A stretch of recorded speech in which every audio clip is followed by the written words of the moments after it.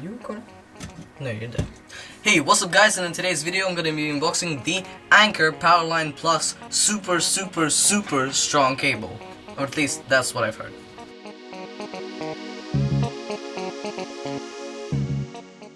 So, let's just open this up and see the cable.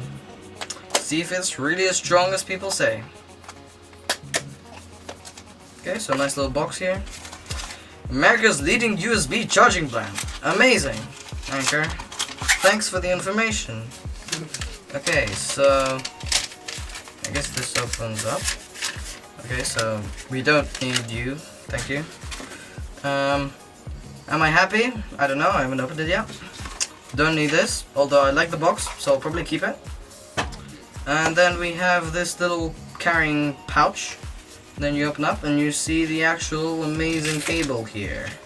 So this is for my iPhone. I'll probably be charging stuff with it,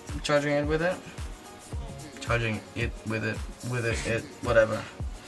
I hope it's not gonna rip. Okay, that's pretty strong. That's not going anywhere. Yeah.